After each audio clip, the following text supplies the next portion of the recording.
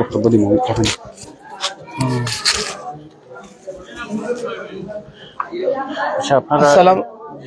আসসালামু আলাইকুম রহমতুল্লাহ। সম্মানিত ভিউয়ার্স, জাতির প্রত্যাশিত কাঙ্ক্ষিত ত্রয়োদশ জাতীয় সংসদ নির্বাচন আমাদের জুড়ি বড়লেখায় খুব শান্তিপূর্ণভাবে প্রচার প্রচারণা অনুষ্ঠিত হচ্ছিল। আমরা উভয় পক্ষই সম্প্রীতি শান্তি বজায় রেখে এই নির্বাচনটা অংশগ্রহণ করার জন্য আমরা সবাই অভিব্যক্তি ব্যক্ত করেছি, সম্মিলিতভাবে পার্সোনাল সাক্ষাতেও। এবং আপনারা অনেকেই অবগত যে প্রতিদ্বন্দ্বী প্রার্থীর সাথে আমাদের পারিবারিক আত্মীয়তার সম্পর্ক রয়েছে এবং আরেকটি সম্পর্ক রাজনৈতিক। দীর্ঘদিন জোটবদ্ধভাবে নির্বাচন করার কারণে আন্দোলন সংগ্রাম এবং বিশেষ করে আমরা এইবার এই নির্বাচনে আমরা কন্টেস্ট করছি। অতীতের নির্বাচনে তাদেরকে আমরা প্রত্যক্ষভাবে সহযোগিতা করেছি। বিশেষ করে 2018 সালের নির্বাচনে আমরা এই আসনের দাঁড়িপাল্লার আমি পরিচালক এবং আমার সদস্য সচিব ফয়সাল আহমদ, আমরা দুইজন অসংখ্য মামলার হুলিয়া নিয়ে আজকের আমাদের প্রধান প্রতিদ্বন্দ্বী যিনি দানের শীষের, ওনার পক্ষ নিয়ে আমরা কাজ করেছি। কিন্তু তার প্রতিদান আমরা পেলাম গতকালকে। গত পরশুদিন রাত্রে আমি আমার নির্বাচনী কার্যক্রমের সব শেষ বিষয়গুলো আমরা ইউনিয়ন ভিত্তিক বুঝিয়ে দেওয়ার সেই কাজে আমি আসরের পরে গোয়ালবাড়ি ইউনিয়ন, মাগরিবের পরে পূর্বজুড়ি ইউনিয়ন এবং এশার পরে ফুলতলা, সেখানে কাজ শেষ করে রাজকীয় একটা হিন্দু ধর্মের ধর্মীয় অনুষ্ঠান, সেখানে আমরা একটু তাদের সাথে সাক্ষাৎ বিনিময় করে রাত 9টার দিকে আমি যখন জুড়ির উদ্দেশ্যে ফিরি, সাগরনার সময় কিছু কাজ সেরে শিলুয়া খেওয়াঘাট হয়ে যখন আমি জুড়িতে আসবো, মাঝপথে আমাদের একজন আত্মীয়, আমাদের নমিনির বড় ভাই আমার সাথে আছেন, জেনে উনি খুবই বেশি রিকোয়েস্ট করলেন তার বাড়িতে রাতের খাবারটা খাওয়ার জন্য। আমরা তার রিকোয়েস্টে রাত 9:30-10টার দিকে ওনার বাড়িতে যাই। গিয়ে রাতের খাবারটা শেষ করতে না করতেই আমাদের শিলুয়া খেওয়াঘাটে আমাদের যে সমস্ত লোকেরা ছিল, কর্মীরা, ওরা সবাই ওই বাড়িতে গিয়ে জড়ো হলো। আমি জিজ্ঞেস করলাম কি ব্যাপার, বলে আপনাদের গাড়ি তারা 2টা সাইকেলে ফলো করতেছে, আমরা ভাবছি নিরাপত্তার জন্য আপনাকে নিয়ে এখান থেকে চলে যাব। আমি ভাবলাম যে আমাদের তো আক্রমণ করার কোন বিষয় না, আমরা এই একই এলাকার মানুষ। তারপরে আমি তাদের নিয়ে বের হচ্ছি। বের হয়ে আমি যখন মাগুরা হয়ে জুড়িতে ফিরবো, মেইন রাস্তায় আসার আগে বটগাছের একটু পূর্ব পাশে থাকার সময় আমার সামনের সাইকেলগুলোকে ওরা আক্রমণ করলো। আমার ড্রাইভার সুলতান বলল যে মামা সামনে তো মারামারি শুরু হয়ে গেছে। আমি তাকে বললাম গাড়ি থামাও। আমি গাড়ি থামিয়ে কয়েক মিনিট যেতে না যেতে ধানের শীষের প্রতিদ্বন্দ্বী, আমার সম্পর্কে মামা, কিন্তু উনি এবং ওনার উপজেলা সেক্রেটারি মতিউর রহমান ছিল, ওনার দুইজনের নেতৃত্বে লাঠি শোষা দেশীয় অস্ত্রশস্ত্র নিয়ে মিছিল সহকারে আমাদের গাড়ির উদ্দেশ্যে আসছে। আমি আশ্বস্ত হয়েছিলাম যেহেতু প্রার্থী সরাসরি সাথে আছেন এবং উপজেলা সেক্রেটারি আছেন সাথে, আমি আশা করছিলাম যে অনবিব্রত কোনো ঘটনা ঘটবে না, যেহেতু প্রার্থীর সাথে আছেন। ওনারা আসেই এত অকথ্য ভাষায় আমাকে উদ্দেশ্য করে গালিগালাজ শুরু করলেন। আমি এক পর্যায়ে প্রার্থীর আমি মুখে হাত দিয়ে বললাম যে মামা আমি আব্দুর রহমান, আমি এখানে একটি দাওয়াত খেতে এসেছি, এখানে চলে যাও, আমি এখানে দাওয়াত খেতে এসেছি, আমি জুড়িতে চলে যেতে চাই। কিন্তু আমার এই কথায় তারা কোন কান কর্ণপাত না করে সরাসরি নাসিরউদ্দিন মিঠু সাহেব এবং মতিউর রহমান চুনু আমার জামাকে টেনে হেঁচড়ে আমাকে গাড়ি থেকে নামিয়ে শারীরিক নির্যাতন, আমাদের প্রার্থীর সম্মানিত বড় ভাই কানাডা প্রবাসী, তিনি এই দেশের বিশিষ্ট একজন ব্যবসায়ী, সকল মহলে তার পরিচিতি, হাজী আতিকুল ইসলাম, বয়োজ্যেষ্ঠ মানুষ, তাকে টেনে হেঁচড়ে গাড়ি থেকে পালানো হয়েছে। আমি এক পর্যায়ে উপায়ন্তর না দেখে বললাম যে একজন মানুষ মারা যাচ্ছে, তাকে একটু সহযোগিতা করা দরকার। সীমারের মতো আচরণ, ওরা বলল যে মরে যাক। এর কিছুক্ষণ পরে ওরা কি ভাবলো চলে গেল।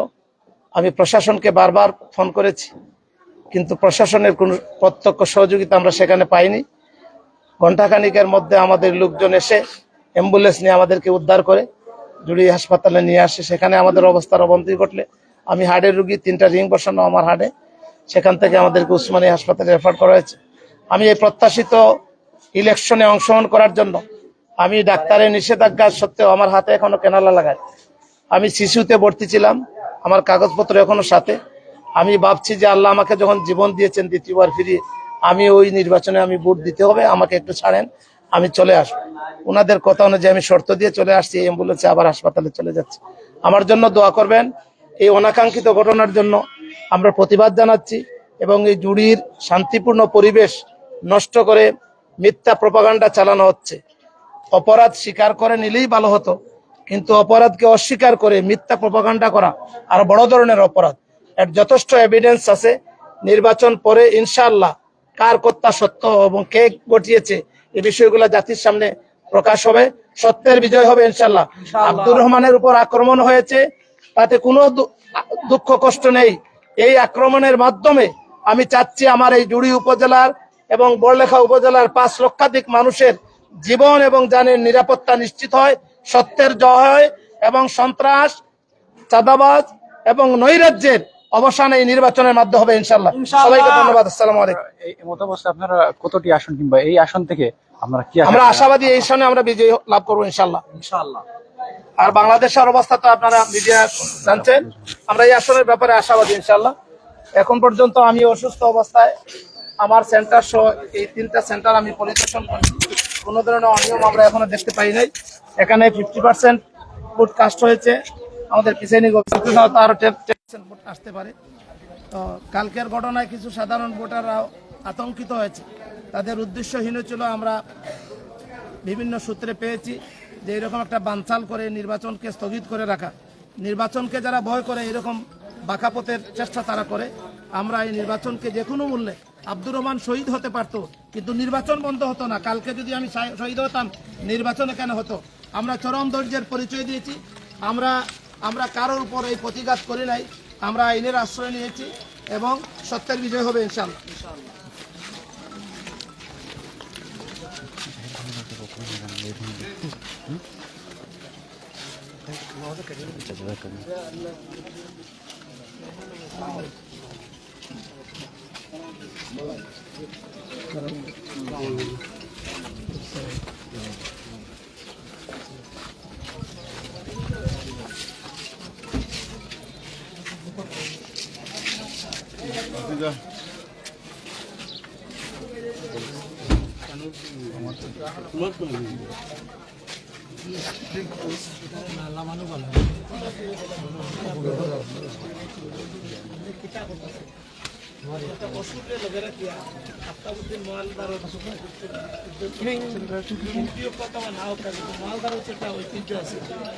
ঐতিহ্যটার মাটির সাথে মিশে হঠাৎ বারবার দোস্ত মাইছে তাই না। আমার জামাত যদি দরটা নাতে যত বড় সন্ত্রাসী হোক, আমি এটাই প্রথম নাই রাজনীতি করিয়ার কালো অনেকগুলা ঘটনা ফেস করছি, কেউ আমার ঘাট আর দিতে পারছে না। মামা যখন আমার গাঠ ধরেছেন, এই ওষুধে ধরছে আমার গাঠ ধরিয়া, দুইজনে টানিয়া আমার আমারে টানিয়া নামাইতে ওরে আমার কষ্ট লাগছে। তাইনও লাড্ডু ইয়া পড়ছেন নিছে খাবার যেটা ভিন্ন আছে, কালকে আপনাদের খাবার গেলে দেখা এখানে মাটি লাগাই অথচ মামায় এটাও লজ্জাজনক। তখন এমপি প্রার্থী কইতে পারতাম যে আমি ভাই আওয়ার পথে আমার কর্মীরা টোটাল জিনিসে অস্বীকার করতে। আল্লাহ বর্ষা ভাই, তোমরার প্রতি আমার কোনো খোঁজ নাই। আল্লাহ বর্ষা, আমি মরে গেলেও আমার কোনো দুঃখ নেই, জীবন তো একটাই।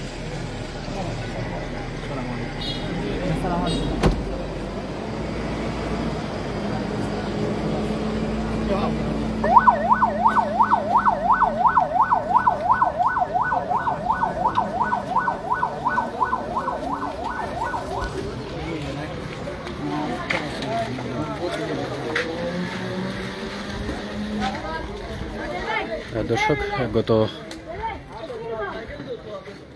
10 তারিখ রাত্রের ঘটনায় আহত বাংলাদেশ জামাত ইসলামের মনোনীত প্রার্থী আমিনুল ইসলামের প্রধান এজেন্ট আব্দুর রহমান এবং যুব শক্তির জেলা সদস্য সচিব জাহিদ রুমেল আহতরা চলে এসেছিলেন এখানে ভোট দিতে। হাসপাতাল থেকে অ্যাম্বুলেন্স যুগে এসেছিলেন ওনারা এবং নিজের ভোট প্রয়োগ করে চলে যাচ্ছেন আবার হাসপাতালে।